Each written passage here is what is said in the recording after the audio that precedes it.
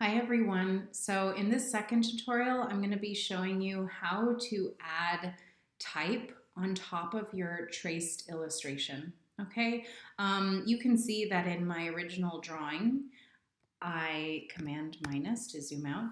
In my original drawing, I definitely sort of very sloppily put in my letters here, and I knew that once I had sketched it, I was like, I'm probably going to fix that up a little bit. And so in my digital rendition, I'm kind of trying out some different typefaces. I'm not 100% sure which one I'm going to use. I might actually try to trace this just so it looks a little more hand-drawn. Obviously, this has been put in directly from the type tool over here, so it is like an actual typeface. But I sort of want my idiom illustration to look more hand-drawn, so I'm probably going to play around with that a little bit. I might even trace over these letters with a blob brush tool just so it has that more hand-drawn quality. So that's something that I can decide later on. But for this tutorial, I'm just going to show you how you can put letters in, how you can put words in using the type tool in Illustrator. So let's get started with that. So right now I've got my two layers. I've got trace and my sketch, and I'm going to create a new layer called text. Okay, I'm going to move text just to the top over here, and I'm actually going to lock the trace layer because at this point in time, I'm just going to be working on Cool, this guy right here, Mr. Cool. So while I'm selected on the text layer, I'm going to go right over here to the type tool. Now, the tool, like the type tool at the top of the pile, will probably be the standard type tool. Because I have a vertical type, this is the tool I'm using, and it may not apply to yours, but for mine, I'm using the vertical type tool.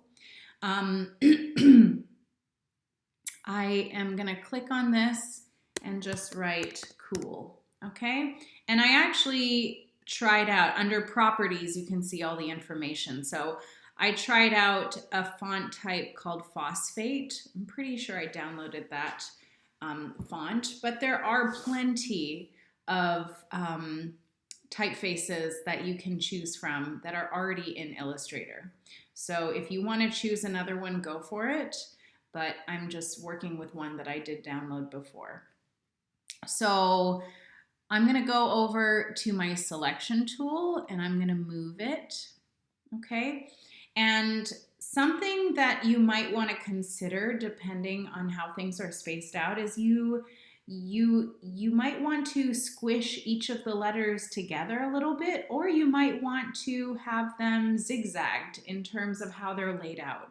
In order to do that, you have to separate each of your letters from one another. So rather than them being in one group, we have to ungroup each of the letters. So to do this, I'm going to select, it's actually already selected, and I'm going to go under type right at the top here and click on create outlines, okay? And then I'm going to go over to object and click ungroup, okay? So what this is going to do is it's going to actually ungroup them. And you know, the funny thing about my design, and this is something that I might want to try out, is like these cucumbers are zigzagged a little bit, like cool as a cuke, right? I had to shorten it because putting cucumber in there just certainly wouldn't fit. Maybe I could make it fit if I made this guy really long, and that's something I could consider, is making the cucumbers different sizes so they correlate with the length of the word. And I could even make my letters sort of go a little zigzag to follow the layout of the cucumbers, right? Because they're all sort of floating in a zigzag style here, like your eye kind of moves through like that. So maybe even the way that I work with my text could show that and echo that design. So I'm gonna zoom in, and you can use your arrows if you would like.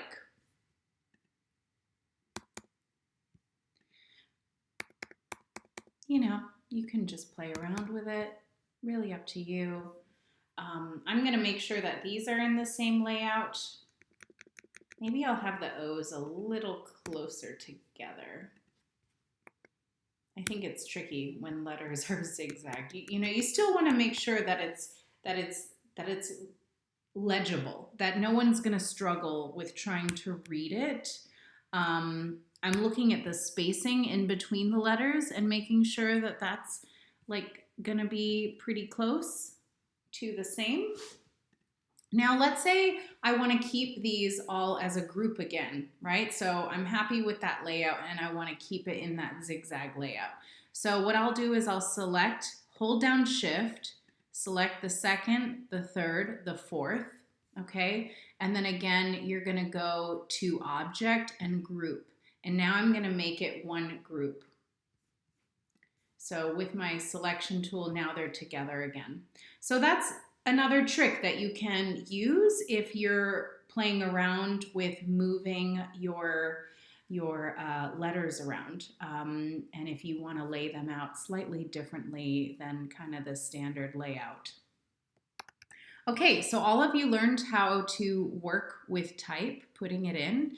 The next thing I'm going to show you in this second tutorial of just doing our black and white tracing is going to be working with other images that you can pull from online and then trace them in your illustration. So I had these floating cucumber slices, which I realized were a little bit of a fail because they didn't quite translate. They almost look more like bubbles, like the cucumbers are underwater, and that wouldn't make a lot of sense, even though I was trying to draw falling snow. So I thought, oh, it's probably going to be a little easier to just do snowflakes. But I didn't want to draw the snowflakes like all on my own. So I'm going to go over to layers, okay? And I'm going to put my trace layer at the top. I'm going to unlock it. I'm going to lock the text layer for now, okay? Just so I'm not selecting it by mistake.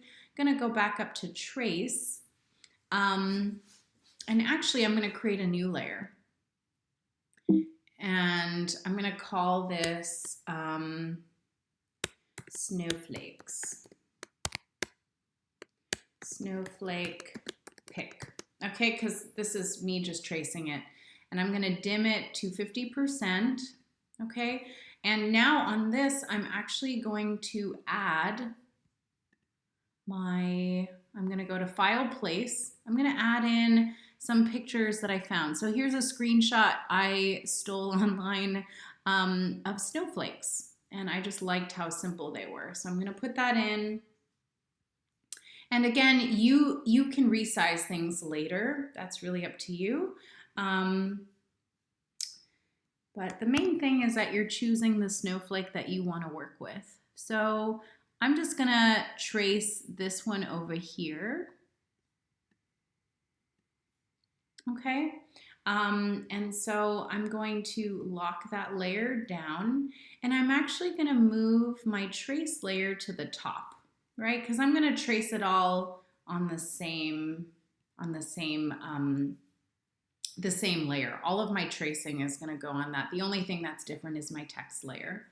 So now I can just start tracing. So I'm going to zoom back in. And let's see. So let's go back to Blob Brush tool. 5-point round. Ooh, make sure I switch it. So black is my fill and white is my outline. I want to switch that. So my fill is white and my stroke is black. And 5-point, and I'm just gonna try to draw in the snowflake. And you can make it different if you want.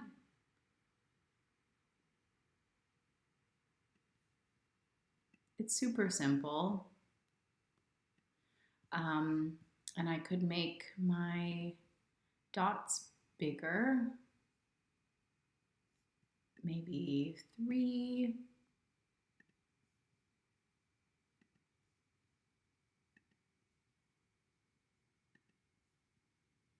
Okay, like you guys get the point, right? So I'm literally just tracing it. I'm adding in.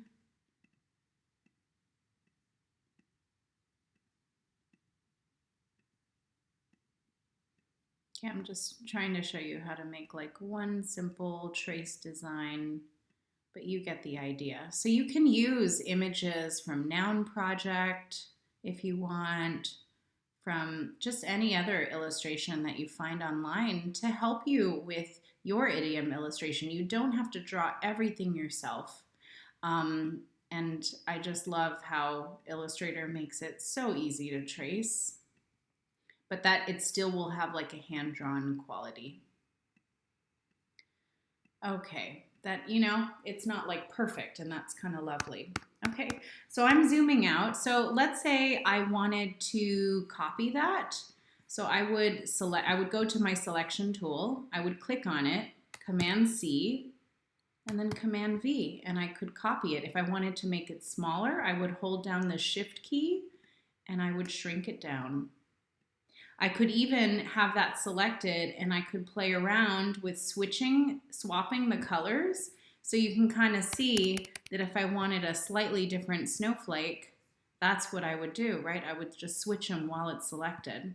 So that's a really easy way to add multiples. If you have any kind of design that you need to make multiples of, that's a really great way to do it. Okay, so in this tutorial, you learned how to put your text in. You also learned how to kind of trace over some found imagery if that's something that's going to help your illustration. Okay, thank you for watching.